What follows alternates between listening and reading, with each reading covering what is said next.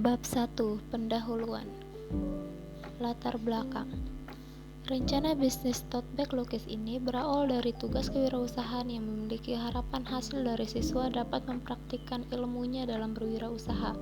Alhasil, kami berniat untuk menyusun rencana proposal dalam usaha tote bag lukis. Kami tertarik akan latar belakang pencegahan isu lingkungan terhadap penggunaan plastik yang sudah sangat berlebihan.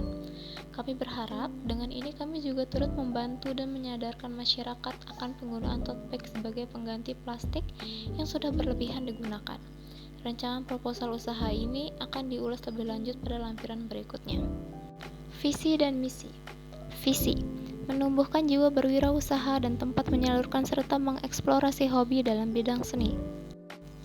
Misi: yang pertama, dapat mempraktikkan proses berwirausaha dan mengelola bisnis yang dimulai sejak dini.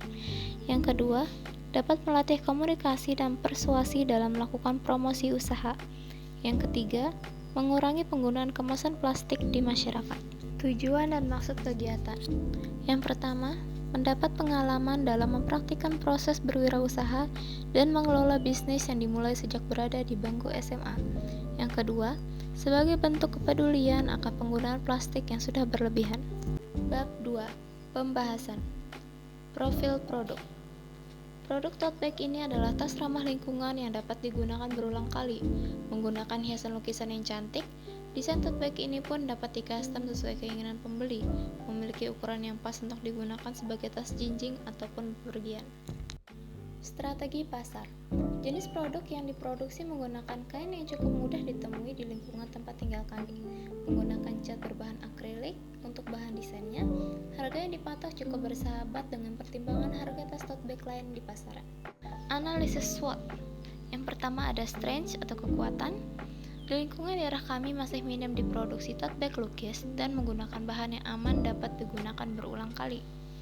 Yang kedua ada weakness atau kelemahan, karena digarap secara pribadi sehingga proses dalam produksi membutuhkan waktu yang cukup lama. Yang ketiga ada opportunity atau peluang. Minimnya produksi tote bag lukis di daerah kami dapat membuka peluang baru untuk memperkenalkan keunikan produk tote bag lukis ini. Yang keempat ada threat atau ancaman. Produksi tote bag yang sudah memiliki nama atau terkenal biasanya lebih digemari sehingga dapat menjadi kompetitor dalam berusaha.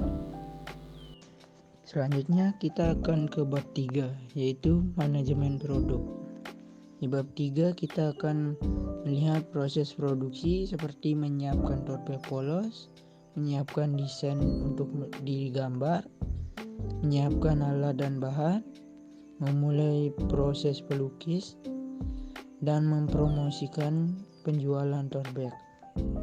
Selanjutnya ada bahan baku yang dibutuhkan untuk membuat tote bag, yaitu ada dua, yaitu tote bag polos dan cat akrilik. Selanjutnya ada peralatan dan perlengkapan yang dibutuhkan untuk membuat tote bag, yaitu dua buah tote bag warna putih, krim, abu dan hitam, cat akrilik, kuas, tisu, pensil dan pulpen, penghapus, penggaris, koran bekas, plastik untuk mengemas tote bag, pita untuk mengemas tote bag. Selanjutnya ada langkah-langkah untuk membuat tote bag. Langkah pertama, kita harus menyetrika terlebih dahulu tote bag tersebut. Langkah kedua, persiapkanlah sketsa yang akan digunakan ke tote bag tersebut. Yang ketiga, menyiapkan peralatan lukis sesuai kebutuhan tote bag tersebut. Selanjutnya yang keempat, mewarnai tote bag tersebut. Yang kelima, menjemur tote bag tersebut selama 24 jam kurang lebih. Setelah itu setrika kembali. Bab 4. Rencana anggaran. Modal. Modal yang dibutuhkan untuk memproduksi tote bag lukis adalah sebagai berikut. Tote bag polos seharga 20.000 per biji kali 2. Cat lukis seharga 15.000. Kuas lukis seharga 10.000. Dengan demikian, total modal yang dibutuhkan untuk memproduksi tote bag lukis adalah sebesar 65.000. satuan harga jual. Harga satuan barang berdasarkan biaya produksi yaitu bahan baku seharga 65.000.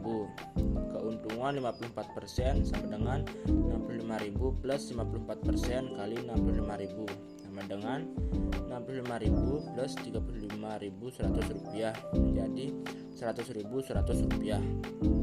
Harga satuan sama dengan 100.100 rupiah dibagi 2 sama dengan 50.050 rupiah. Untuk harga jual kami bulatkan menjadi 50.000. Perhitungan laba dan rugi.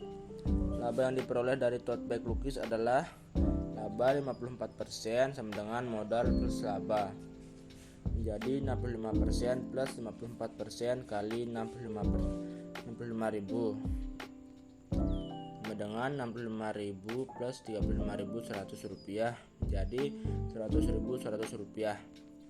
Harga satuan 100.100 rupiah dibagi 2 sama dengan 50.050 rupiah. Harga jual dibulatkan menjadi 50.000. Untuk laba yang kami peroleh dari penjual satu buah tote bag adalah seharga 65.000 dibagi 2 menjadi 32.500. Modal satu buah tote bag.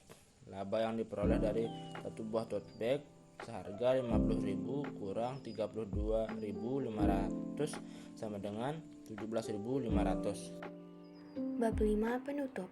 Yang pertama, kesimpulan. Kesimpulannya adalah dari kegiatan P5 ini, yaitu yang bertemakan kewirausahaan, kita dapat memperluas pengetahuan dan mendapatkan tambahan ilmu, seperti kerjasama dan juga melatih keterampilan dan bakat kita yang terpendam selama ini. Selanjutnya, saran kami adalah agar masyarakat lebih menggunakan tas yang dapat digunakan berulang kali daripada menggunakan kemasan plastik yang nantinya dapat menjadi limbah.